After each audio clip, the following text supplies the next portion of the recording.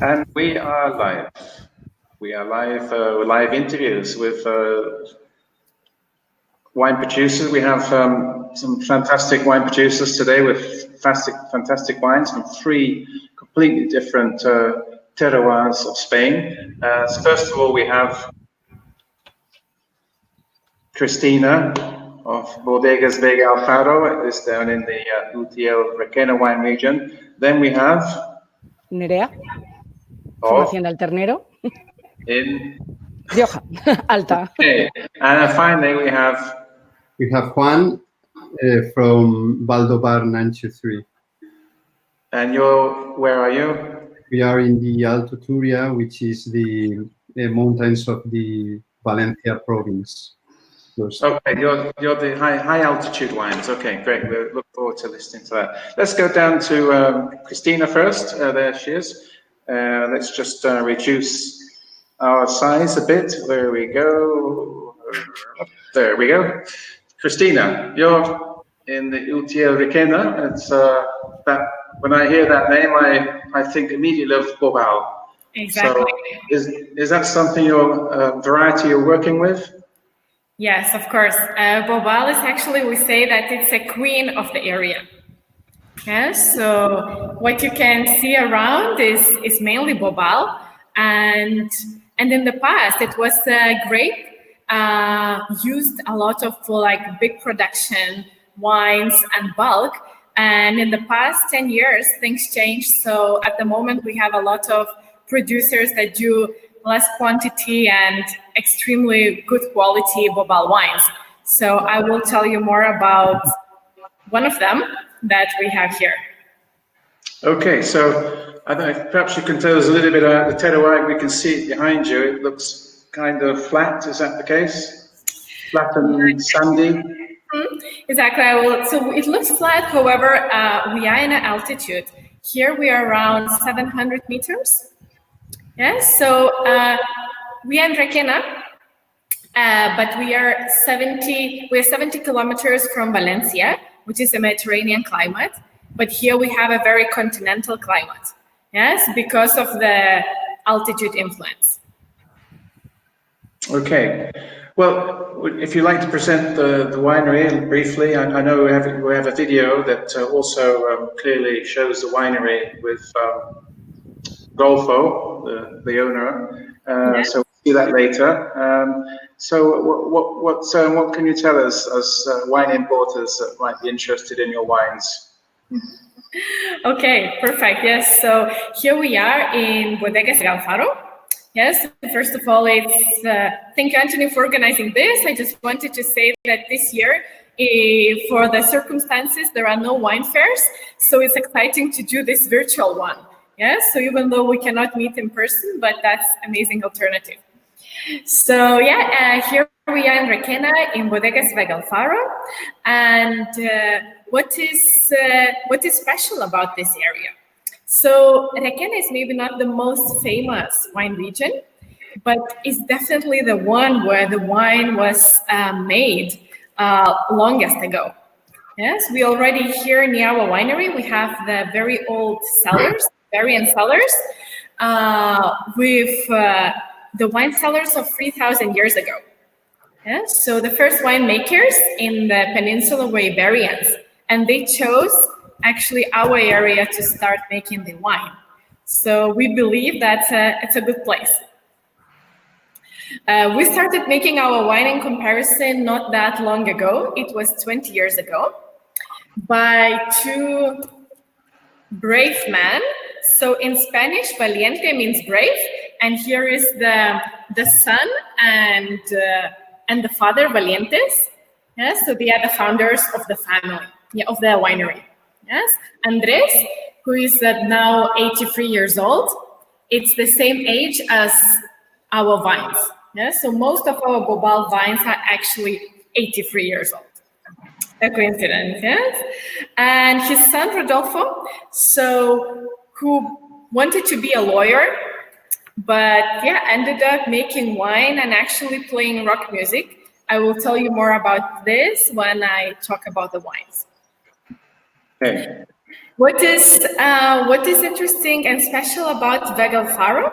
So that nowadays, being organic is kind of a fashionable thing to do, but in Vegalfaro, we started organic viticulture since the beginning.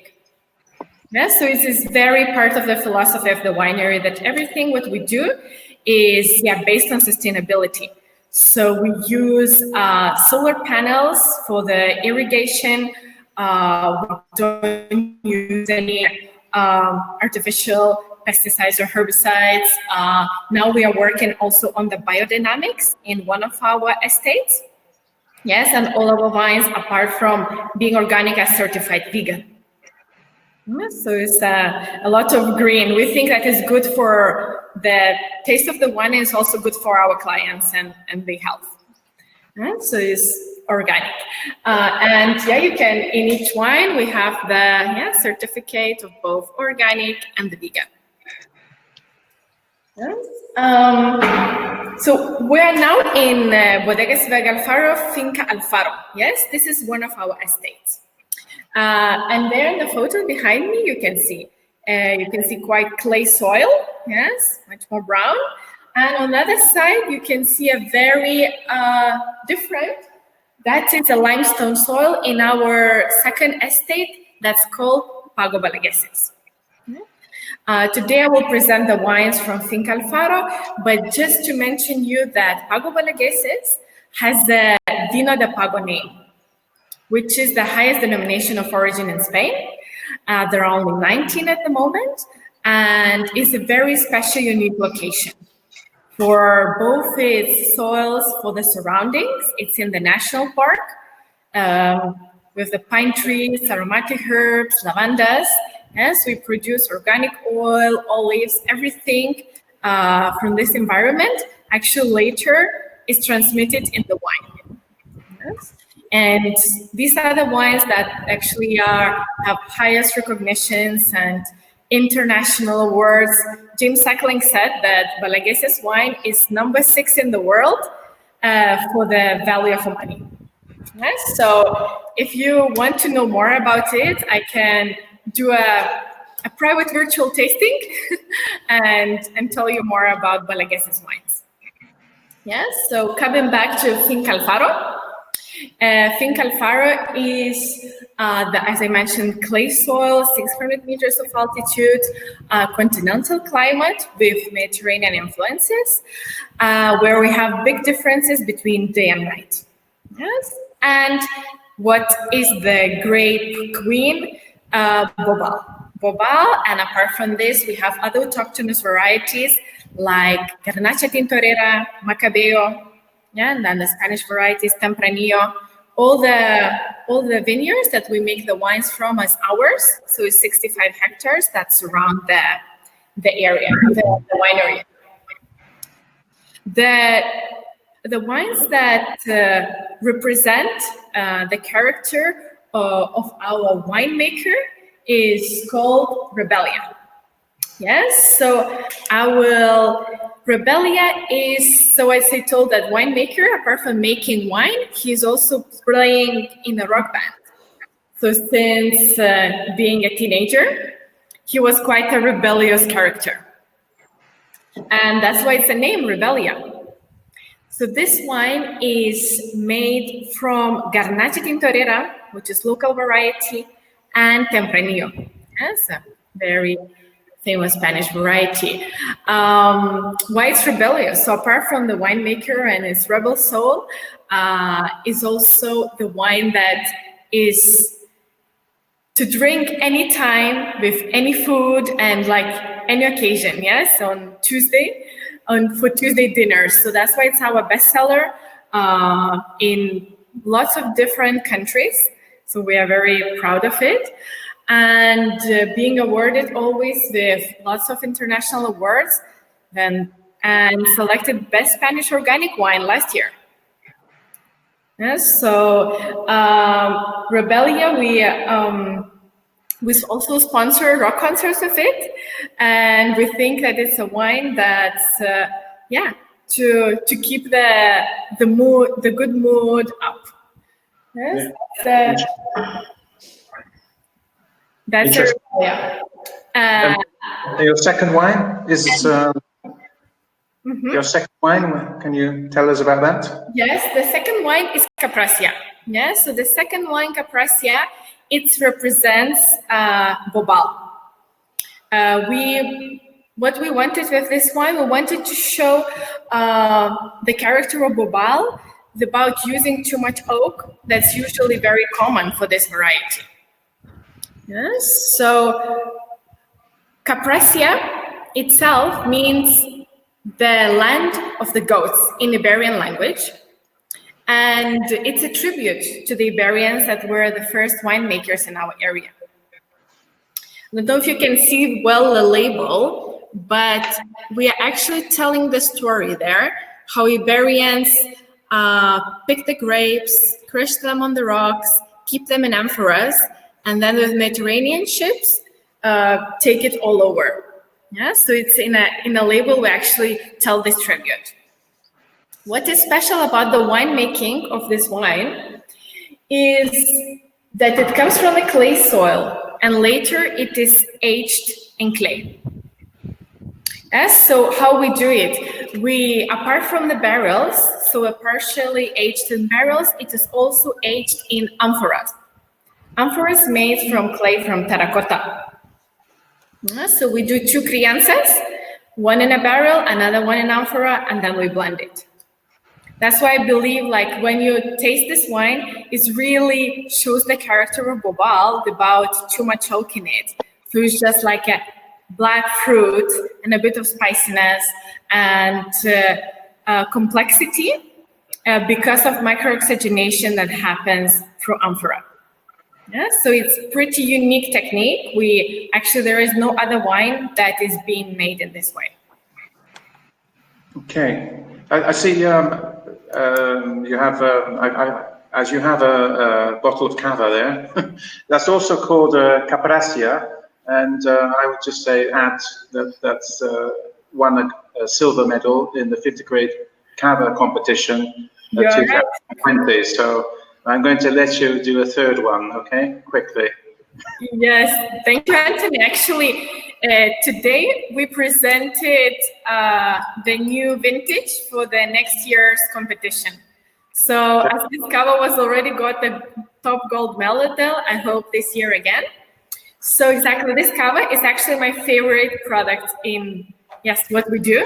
It's made from Macabeo and Chardonnay, and it's fresh and clean and just perfect for aperitivo and for pairing with the salads and light foods. And I think it's there are a few people who taste this cava and didn't like, so I have no doubt it's Brut Natura, so no added sugar, just the sunshine that we have here in Valencia, and we have a lot. So you feel a bit of sweetness because of this, but it's Brut Nature. It's Reserva with 18 months on the lease. So there is also some creaminess in it. Okay, good. Let's you sent us a video, so we're going to have a look at that. If you just turn your microphone off a moment so we don't get any interference. Here we go.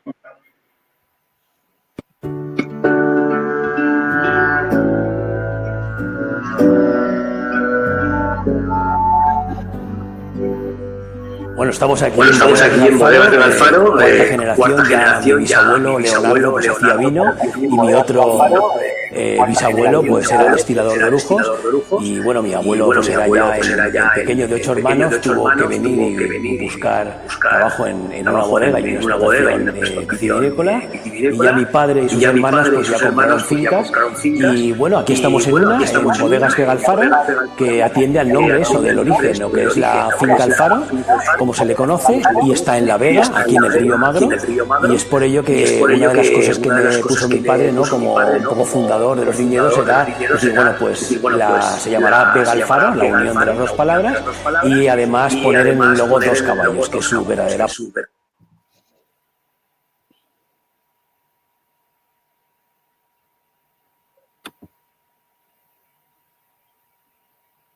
pasión y además que ha tenido siempre una yeguada y está muy vinculado al mundo animal y esa es la razón del nombre y de por qué estamos aquí. Bueno, estamos aquí en el Pavo de los Balagueses, un lugar para mí emblemático, y a mi padre ya me dijo, ¿no? que esto era una viña con una personalidad única y bueno, de aquí pues, hemos obtenido la calificación de vino de pago certificado por la Unión Europea desde el año 2011 y la verdad es que estamos muy orgullosos porque la verdad es que es un sitio. Sorry, could I ask the colleagues to switch off their microphones? We're getting a bit of feedback. If you could just switch off your microphones while the video is playing, because we get the echoing. Yeah? Thank you. Privilegiado, distinto al resto, se localiza que lo caracteriza y bueno, la verdad es que aquí las viñas pues, que estén felices. Bueno, todo nuestro viñedo es ecológico y aquí justo en el Pavo Balagueses pues practicamos principios de la biodinámica, entonces en lo que es el suelo, este suelo de lo que son piedras calizas, pues se hacen unas calicatas para en realidad ver lo que se necesita el suelo, a ver esas raíces cómo están, si absorben bien y qué microelementos pues hacen falta para tener, primero tener el rigor y poder que las plantas estén felices y que luego den buenos frutos. Bueno, pues estamos aquí en la casa familiar, todo el mundo la conoce como Casa Capote. Mi padre, Andrés, que es el fundador de todo lo que hemos visto, de todos los viñedos, el que los plantó, el que eligió las fincas, el que eligió las variedades y que bueno, hoy día pues con los vinos que producimos, todo en ecológico, llegamos a 25 países y estamos en muchas mesas. Creo que estarás contento. Por supuesto que sí. Esperas que abramos más, estén muchas mesas. Pues claro, si esto sigue igual, pues cada día estaremos mejor. Si esto sigue igual, pues cada día estaremos mejor. Okay, don't know if we got some looping interference there. We'll find out when we publish the recording. So thank you, Christine. We're going up north now to the Rioja wine region, Calificada, and we have Neria, who's going to tell us about the fantastic wines. One thing I noticed is you have this very noticeable logo with a cow. Yes, it's a cow, yeah. Can you tell us a little bit about why that is? Yes, of course. It's because, Hacienda El Ternero is an enclave of Castile in the heart of Rioja Alta, 5 kilometers from Aro. So we could produce Ribera and Rioja at the same time. The first references of the land, which is 250 hectares, are from the 11th century, the year 1077. And it was the farm of a monastery in Burgos, Santa Maria Herrera, and they used to raise calves to use their skin for the books of the scriptorium. So the monks used to live here and have vines. We have references from the year 1275 when the queen went to Miranda and the monks brought some wine. So that's why the name of Ternero is Ternero, like Aro is Aro or Logroño is Logroño. Of those 250 hectares, this is a family winery. We could produce a lot because we have 120 hectares of our own estate vineyards. But we started producing 15,000 bottles. We could produce up to 800,000, but we keep growing as we make commercial labor. So it goes, slowly. We had 60 hectares first, which date back to 1965. And a few years ago, we planted another 60 hectares because we are at an average altitude of 700 meters, which in Rioja it's quite high. We are always the latest to harvest. And we planted a lot of white vines, white varieties, because of the altitude. We have a really nice acidity and minerality because of the other hectares. It's so, as you can see there, we have all forests, which gives a very peculiar characteristics to our wines. And well, we also had used to produce olive oil, but okay, we have mainly Tempranillo, which is the grape we work most, but also Mazuelo and Cabernet. And we in white we produce white Tempranillo, white Grenache, Viura, and Sauvignon Blanc, mainly. Well, as I was saying, we are a little family winery. It's my parents, though, and we started our commercial activity in 2001 because before we had the vines also on the place, but we used to sell the grapes, and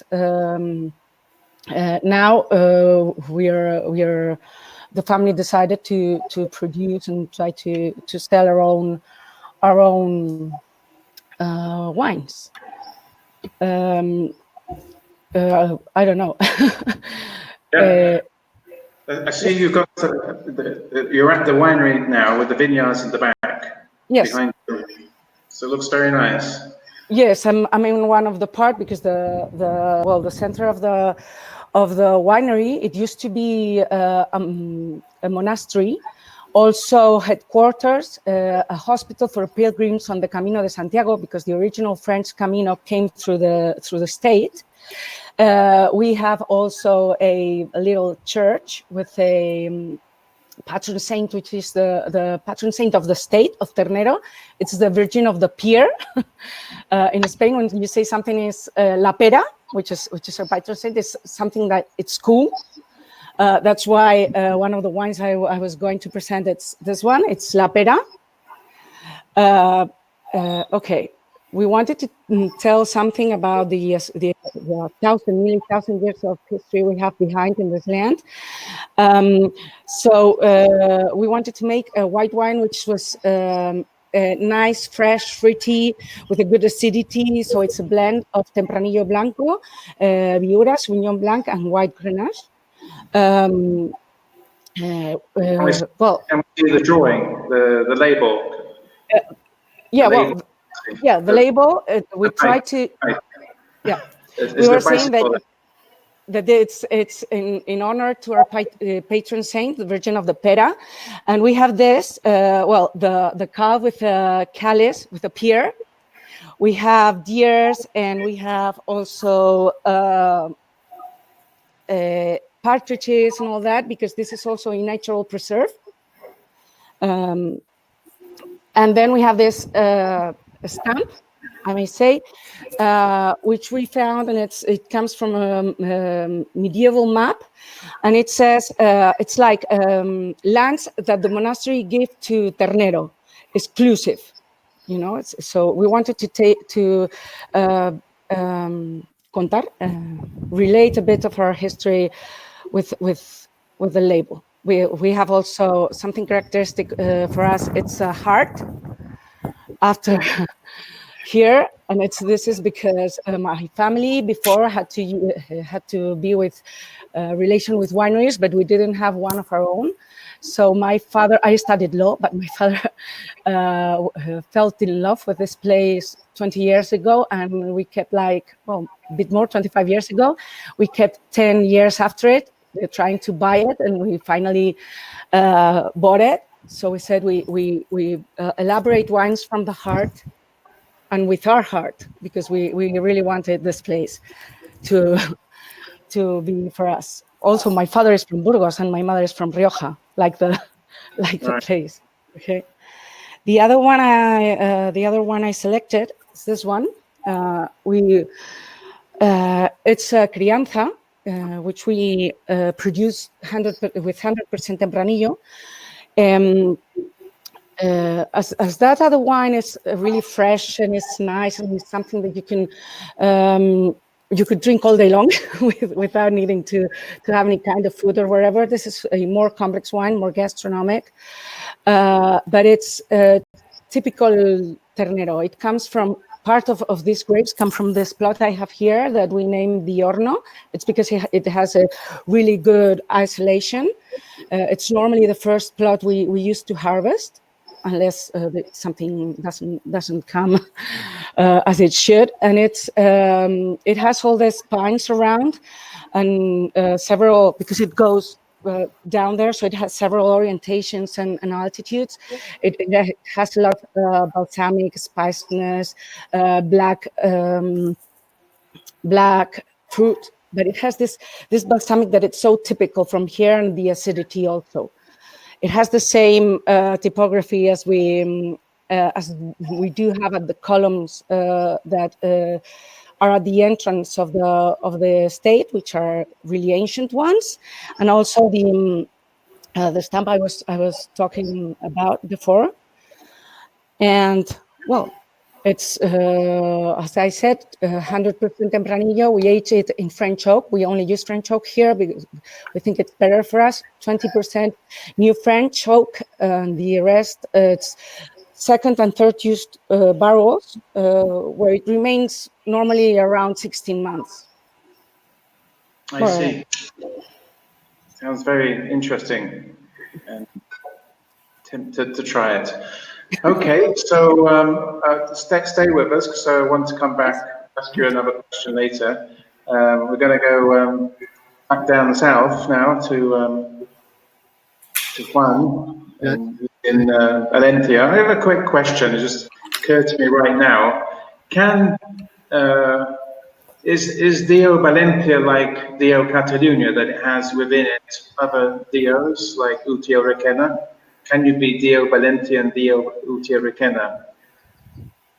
I think they are different D.O.s. They're different. Okay. D.O. Valencia has its own entity, and Utiel-Requena has its own entity also. Okay. Okay. So we were talking earlier, and you clearly pointing out that you're making wines with altitude, as like altitude wines. Just how high are you in Valencia? Valencia. When I think of Valencia, I think by the same flat. Yeah. So we are like 100 kilometers countryside in Valencia towards the road, towards Aragon, which are in the border between Valencia and Aragon, and this is where what we call the Serranía of Valencia, where the mountains of Valencia are. So the altitude we have there is between 800 and 1,200 meters. So we have some vines in this range of altitudes. The highest one we have is 1,200. Really, there's areas that high in the Valencia, 1,200, 1,300. Yeah. Okay. So can you tell us a little bit about the terroir you're working with and the grape varieties you're working with? Yeah, sure. So our story is a little bit different. We are like a very young winery. We started our project in 2016, and our motivation for starting this project is that we traveled to the area where we are, which is known as Alto Turia, because the river Turia crosses this area or border, and then well, we found there like some characteristics that make the whole area like very good for making wine.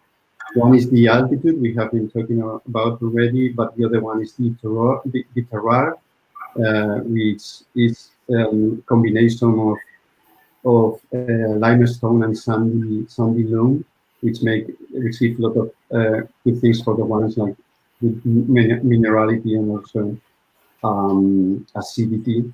And the other thing is that like it us very much was the grape variety, which is Merceguera, which is a great variety for that specific area in Valencia. Yeah, and this is why we decided to start the project. We started like 4 friends trying to make wine in this area. We are now in our second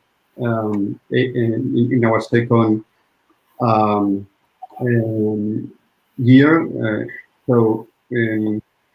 Yeah, and we do like different wines.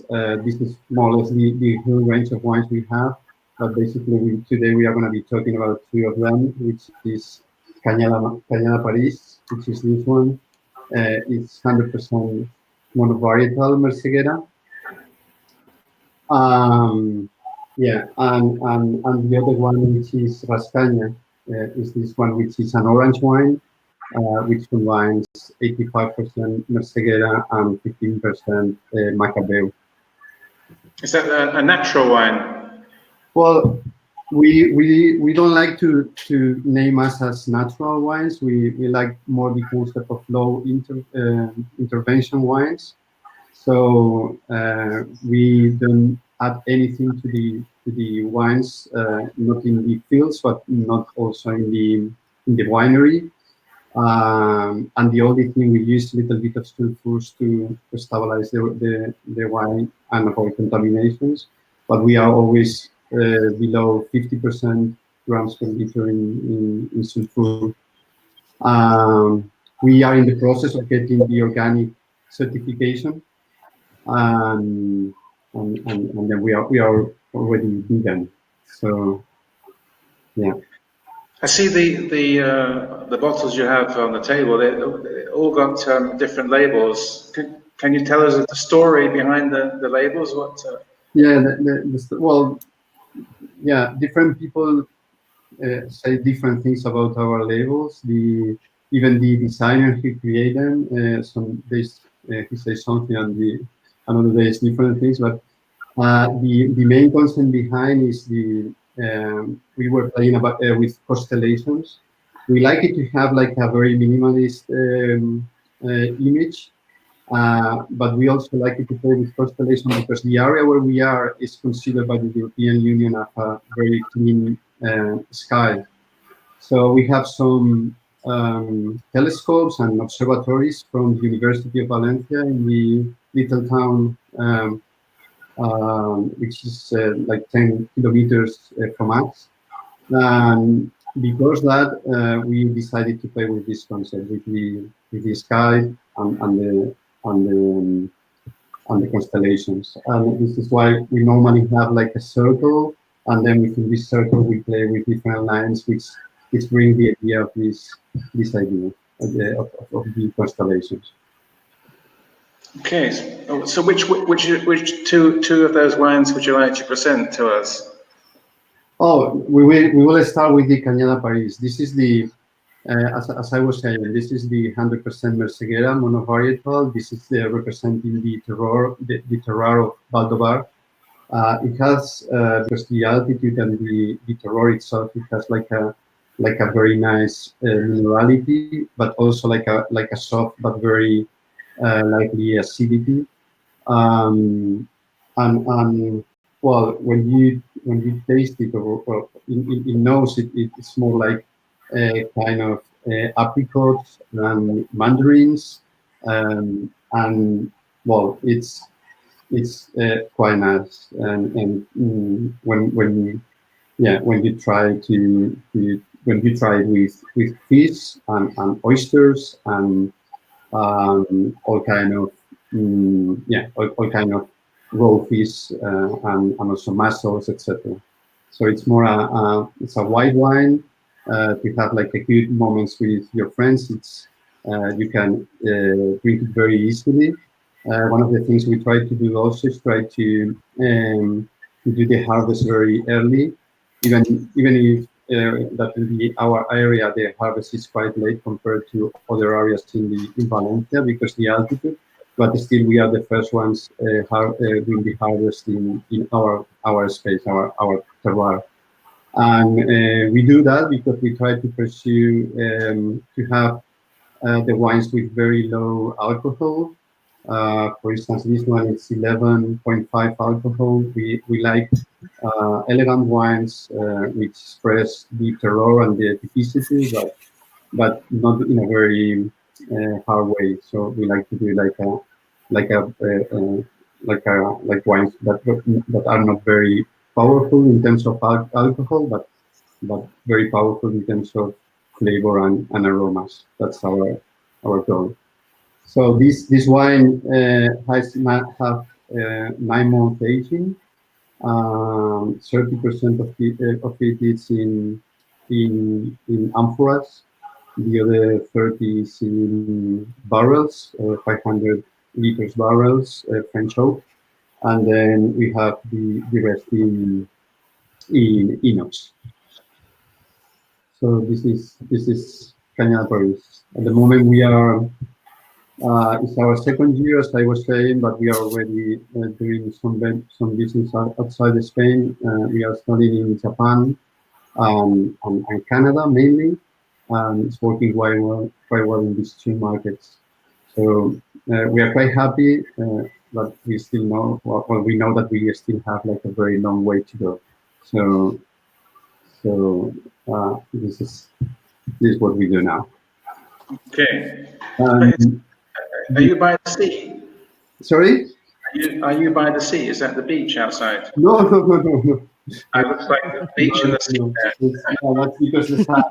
No. Okay, and the second wine you'd like to present is? The second wine is Rascaña. This is our Rascaña. It's an orange wine. So we do the wine with the skins of the Murcielago. Yeah, we fermented the wine together with its skin during half moon cycles for 14 days. And we also have like Macabeo in it. The good news about this wine is that last year we had 94 points. We were awarded with 94 points with the Canter magazine in a visit to our area from Sarah Jane Stevens. And she liked it very much, the wine.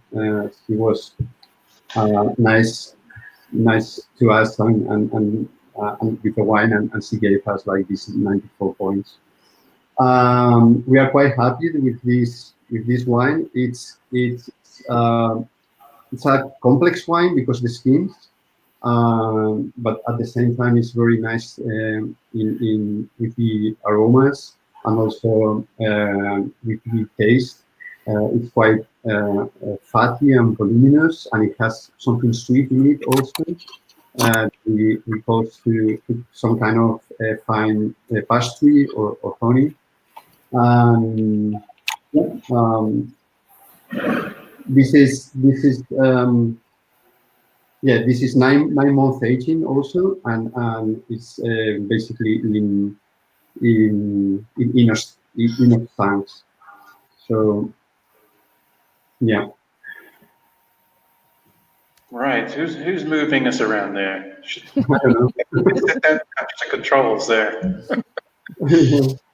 That's Neria, isn't it? Yeah, it took me out because of the internet connection. So I knew it would be you. Okay, so a question for everybody now, but starting with Juan as you're on the screen. Export markets. Are there any particular countries that you're particularly interested in contacting with for the people who live now and the people who are going to see this once it's the recording, once it's published on the website? Well, yeah, our main focus at the moment is to try to expand our business or ourselves in Europe. Basically, we are looking at the UK market and also the German market. This will be like the first two areas we want to go into, and then we would like also to start doing some exports into the States. And because in Japan, wines are working very well, we think that in other countries in Asia, it could work also quite well. So this is our main focus at the moment. and this is where we are putting all the effort in order to expand our export business. Okay, I think the Asians mostly in bed now, but they'll certainly see the recordings, because I think they had somebody from Tokyo still up. See, about 2 or 3 o'clock in the morning. Got up early. Okay, so thank you. Let's go down to Christina now, and same question. Specific markets that you would be interested in exporting to? Yes, so as in the video, Rodolfo mentioned that we already represented in around 25 different countries, which is exciting. But of course, the world is big, and still there are markets where we would love to see our wines in.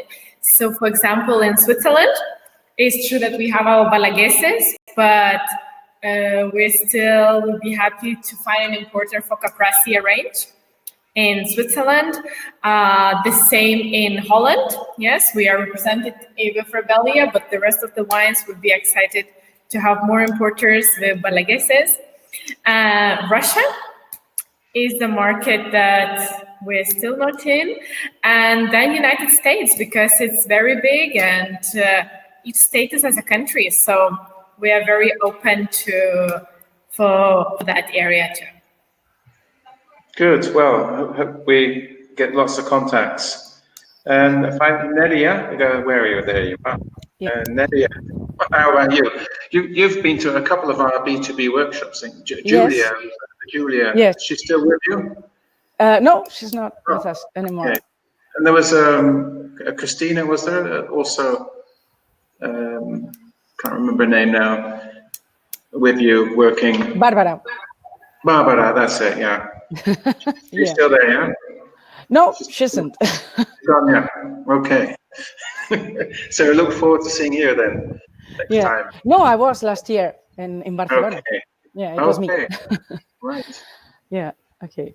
Well, for us, it's really important. We are working well in China, for example, or Switzerland or United Kingdom, but we would like to have more presence in United States, for example, Germany, Japan. We are not working there, and would love to. Also Russia, but any place. We are a little winery, so any place is good for us. I mean, we work with many importers, but mostly small ones.